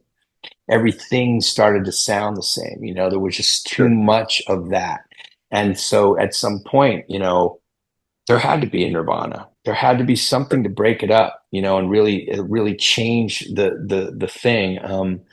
But you know, the thing that's interesting about that, and then you know, we can part is the I don't think ever in music before or certainly after did a certain kind of music come out that made everything else seem dumb, or a lot of people will say silly, or I don't listen to that anymore, I'm over here listening to this and I'm cool, you know. Over the years of, you know, during this, you know, 50s, and then it blended into the 60s, Yep. you know, it wasn't like that. I mean, I wasn't born then, but I'm saying, you know, I'm pretty sure. And then even from the 60s to the 70s, you know, that had this really cool kind of transition, and a lot of the songs of the 60s were played during the 70s, and then, you know, it just kind of moved in that direction. All of a sudden, you know, the 80s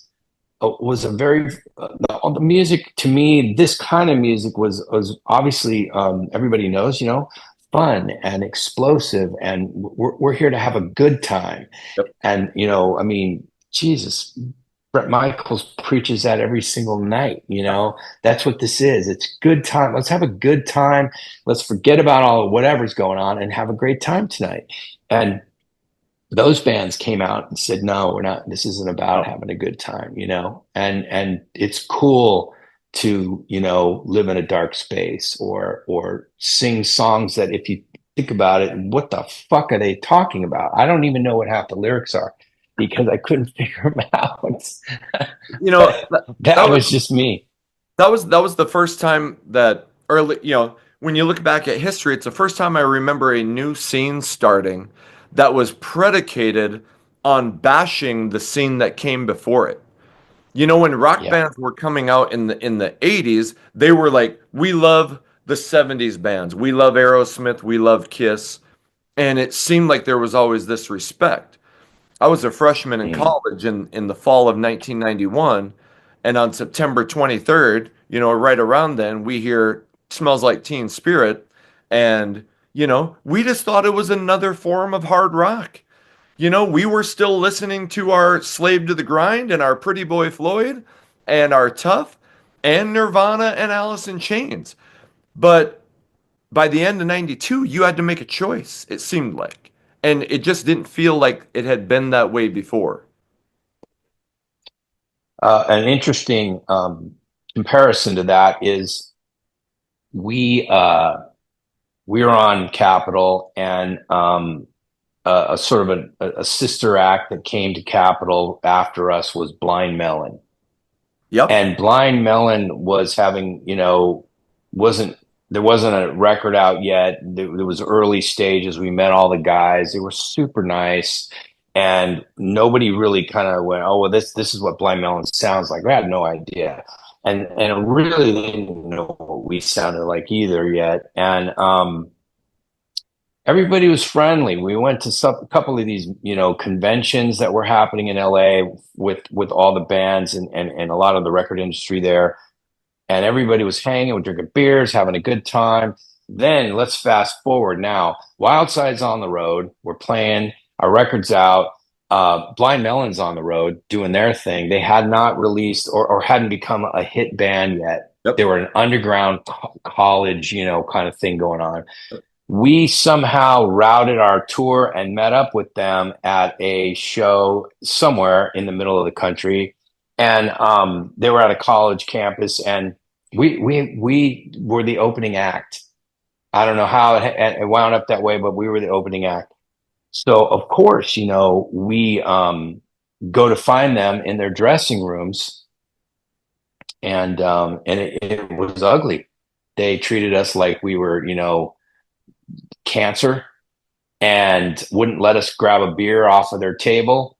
You know, it was really, really weird because now they were the cool kids, Right. and it was mainly Shannon who was just a prick.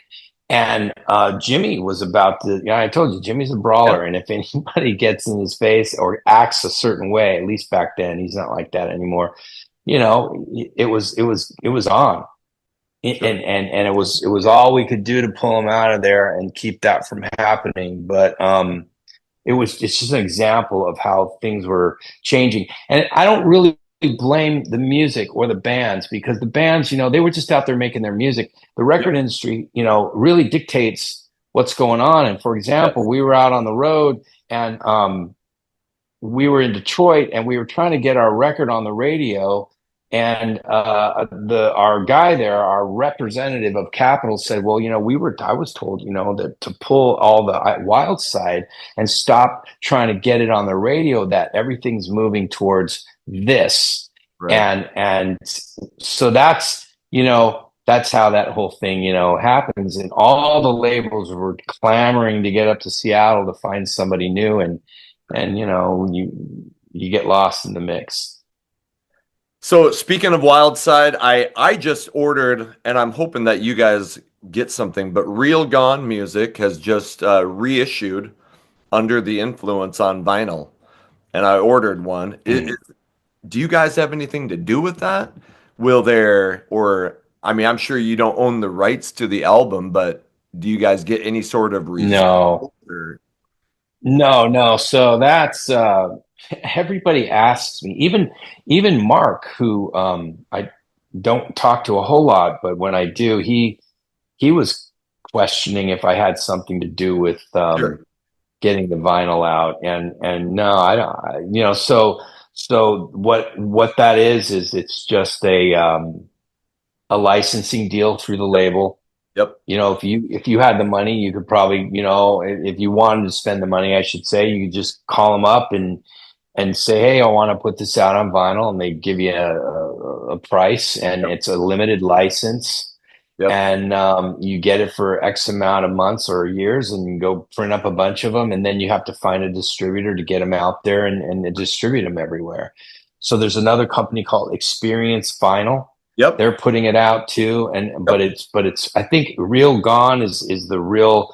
They're the manufacturer, and Experience Vinyl is doing some distribution of it as well. So you can get it in all different colors and all kinds of stuff. I have several of them from the original print from Korea and from Europe. That I'm just keeping forever. But I don't know what's in these. Like, is there just a blank sleeve, or does it have I don't know. extra stuff in it? Who knows, right? I'm Yeah, supposed to get one here pretty shortly. And I know Stevie Rochelle has really, shit. That guy is doing everything with what comes around goes around. He's reissued it on vinyl. He sells merch. And I yeah. remember even thinking before, I was like, geez, it would be cool if Wildside did something like this. Have you guys thought about, like, I don't, and I don't know how tough it Well, is to do that, but selling shirts and selling merch, I don't know if that's a possibility, but there's a lot of fans out there. there's all that kind of stuff would be great if we were all together on the same page. Yeah. I can't get everybody on the same page with all of it. It's just too splintered and weird anymore. So the only two people that seem to be on the same page is Jim and I Yep. when it comes to all that stuff. But we just we're not into it. I put out some stuff on the digital assets, Yep. on all the streaming and all that kind of stuff. So iTunes, that's the Apple only, Music. yeah, yeah. You know, wherever you can either download or stream it. Yep. And it's fun, it's cool. I mean, the main reason I did it several years ago was because it wasn't out there. Sure. And I'm just sort of a big fan of my own stuff. I think it's good. I like it. I love hearing it. I even took measures to get it on Pandora, so that it's there and it's got its own channel. And if I didn't do it, somebody at Experience Vinyl will do it. Yep. So it's better that I try to get as much of it out there as I can. Obviously, I'm not printing like Stevie does, printing, DVDs Right. or, I mean, or CDs, I mean, and Yep. or, vinyl. But yeah, it's cool. I get people literally every day that write to me about, what's their song or where they were or when they heard it first. It's still in there. Absolutely. I prefer CDs, bro. It's still in my CD, stuff like that, Yeah. which is great. I love hearing that. I try to get back to everybody all the time because, I love hearing that kind of stuff. I love that it's touched people's lives and they dig it. The guys that are on the channel, we talk a lot about the great albums that came out in 1992 that didn't get enough attention.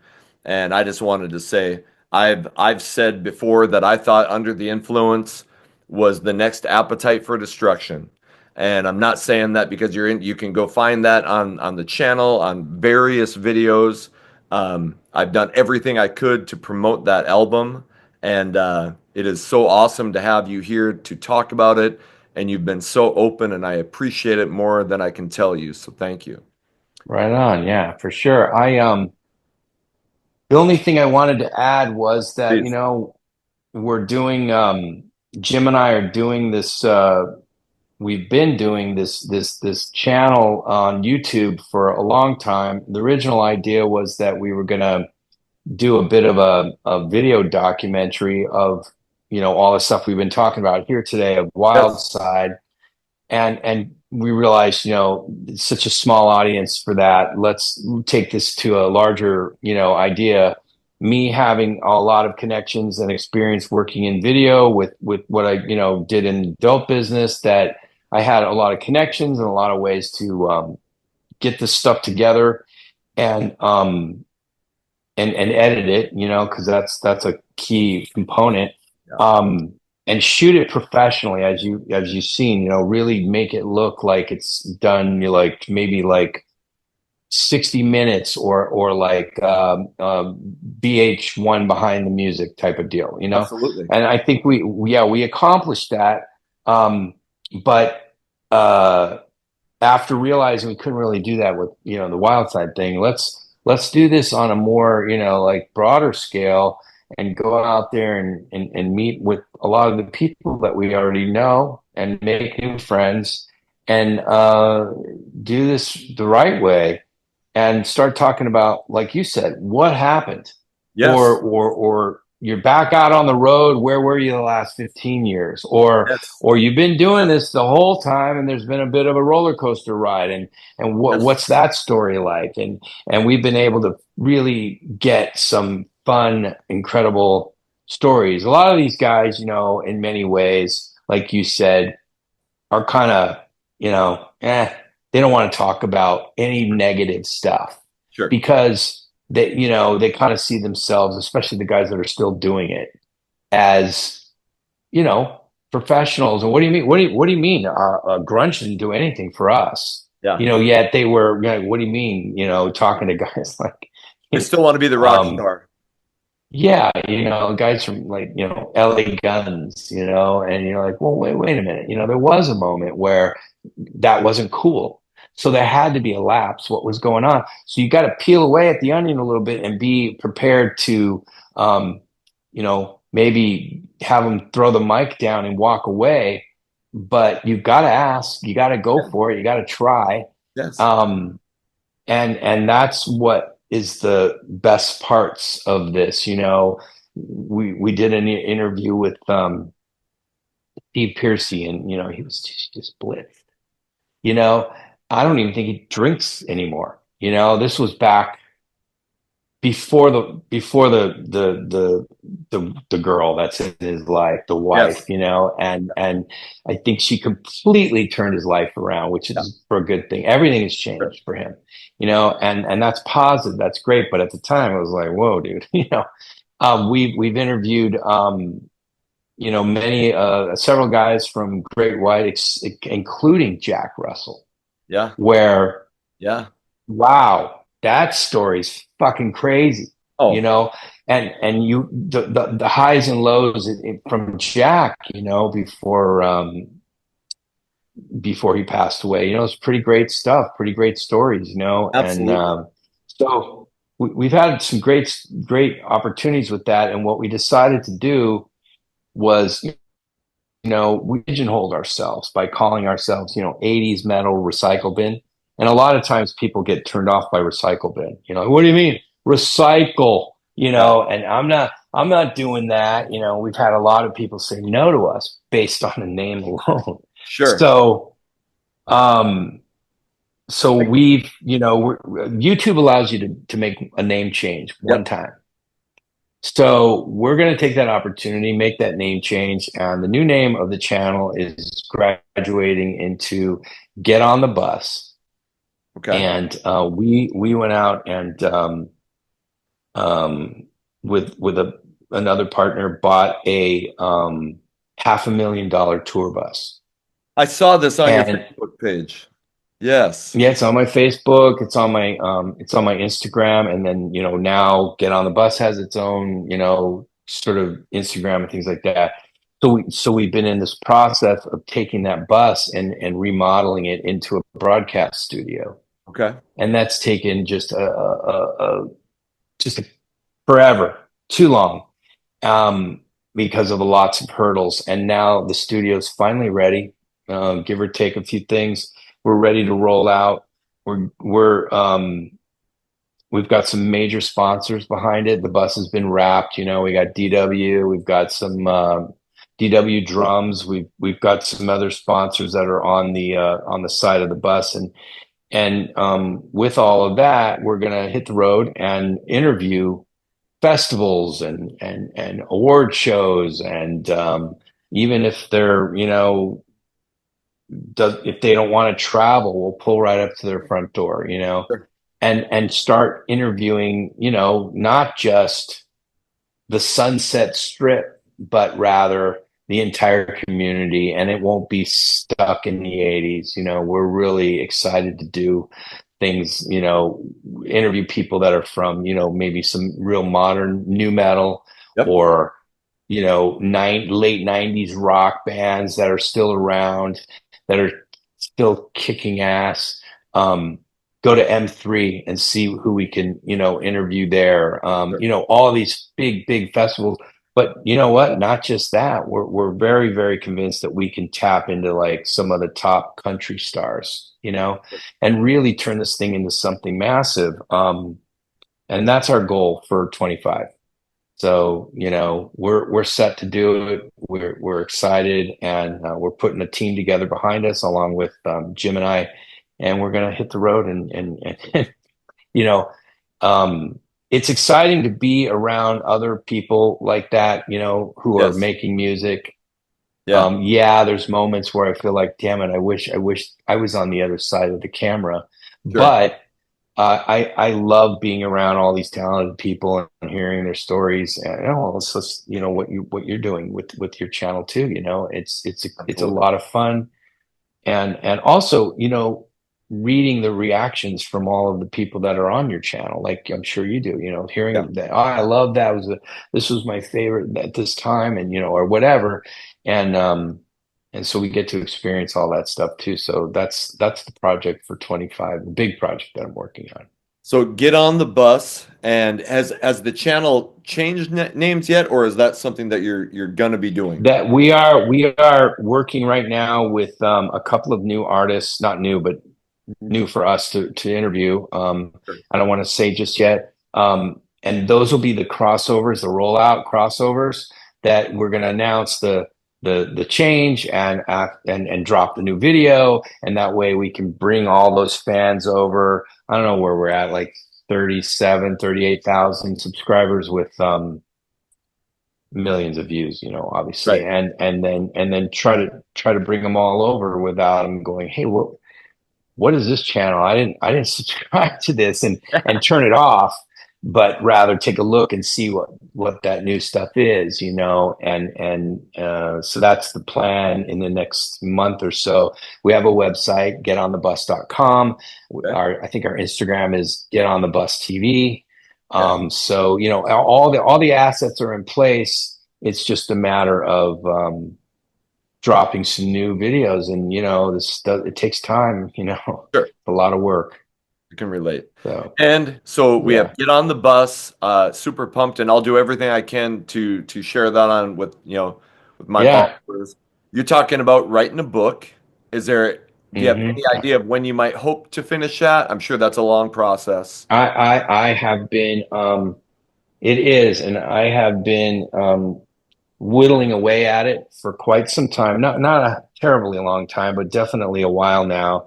Sure. You got to be in the mood, or you got to force yourself to do it, and juggling a lot of things at once. It's not always easy. I try to write at night when it's quiet. But yeah, no, I'm actually writing the chapter right now that's specific to what you asked, which was, how did it all come together? When did meeting Brent, and all the stories that come into play throughout that process. And it's a lot of fun to write. Some parts are painful, but Sure. that comes with it, but it's a lot of fun to write, and I don't remember everything. I try to Of course. remember, and I'm trying to be factual. Jimmy remembers everything. He's got the bizarre. He can't remember what happened yesterday, but he can remember what happened in '92 at a Right. particular club on a certain day at a certain Right. time. And so I'll have to reference him more when I need to. But yeah, that's what I'm doing. So It's more just for me and my kids, and if anybody else wants to read it, that'll be great, you know. Awesome. So, is there anything else that I missed that you would like to promote or let the viewers know before we sign off? No, not no, I think we we covered it. Hey, hey, it has been Yeah. an honor to have you on, and I so appreciate you going in to even the more difficult topics, and that's what I was hoping. I want people to know, not just the great stuff, but let's get into the after years, and you were so gracious to open up about that, so I appreciate it so much. No, no problem, Anthony, and thanks for inviting me to your channel and I'll keep watching. I think we subscribe to you. Okay, I awesome. think I think 80s Metal subscribes to you already. That's pretty much the YouTube channel I work through anyway. So yeah, I think we were subscribed. So I'll get to all the updates as they come out. And I saw something the other day when you hit me up at first was some sort of like competition, Skid Yes. Row versus Wildside. I haven't had a chance to watch it. What is that exactly? So I just started doing this thing where we're gonna put two albums against each other, and we started talking about debuts, and I kind Yeah. of like when you talk about certain albums, the Skid Row Mhm. debut and your debut, both kind of phenomenal singer, heavy guitars, couple great ballads on the album. So we put those two albums against each other. We had I think four people in the round table, and we just went song by Okay. song and we were like, okay, here's Hang On Lucy. You know, what, and we rated each song on a scale of 1 to 10, give some brief thoughts, go over to song number one from Skid Row, Big Guns, and we went through the whole albums. And then at the end, we used Mhm. those scores to determine the winner. And if you want, there were four of us, and three of us actually chose Under the Influence, and one guy chose Skid Row. But you should take that as Hey, a that's the compliment. greatest. That's a great album. And Oh, I absolutely. don't, that's probably one of the greatest of that era, Totally. and still to this day, not even of that era. It's just one of the greatest, of all time. And uh, I was able to, do some interviews with Snake and with That's right. Rachel. Rachel. And I think we, kind of covered all of that. And, you start to geek out as a fan when you get people like that in front of you and you have to reel it in. Because we laugh and look at the raw footage together and Jim will start to say, "Hey man, you're starting to sound like a real goofy fan here," because it does, you get caught in the moment. I did that big time with Jeff Tate and I'd never done that before. I found myself really like, wow, you know, because you just realize how much their music meant to you Of at course. that time. And for sure Skid Row's record, that first record when it came out, I was just so blown away by it. Of course. So Of and course. by him, by Sebastian Bach because of his raw energy and his just like you feel that when he's singing on that record. Well, I thought your vocals on Under the Influence, I mean, you said earlier that maybe there was a point where you were kind of disappointed with how it was going. Eddie tells you that he's not really feeling how your voice in the singing, but I think the guitars on that album are phenomenal, but I think the power in your voice to be able to do a song like Hang On Lucy or Clock Strikes 12, and then you're right, Just Another Night, and I think Kiss This Love Goodbye. I think both of those Yeah. ballads could have just, rocketed up the charts, and maybe if they had come out in '89 like Skid Row's did, maybe we'd be talking about those two albums on an even tier, but I think your Yeah. album is I mean, I rated it higher than the Skid Row debut, so for whatever that's worth, it's a phenomenal album, man. Cool. Thank you, man. Well, thanks for the interview, the time, and you know, um, maybe we'll cross paths again here. Abs- You never know. Absolutely. And if there's ever anything that you want to promote, you're welcome on anytime. And good luck with Get on the Bus, and good luck with the book. And thank you so much. We'll be rooting for you, and I'll always be preaching Wild Side Under the Influence to my fans. So Drew, I appreciate you coming on the show, man. Thank you, Anthony. We'll see you around. All right. Thanks. Yeah. Thanks a lot, man. Have a good one. You bet. You're welcome. Bye All bye. right.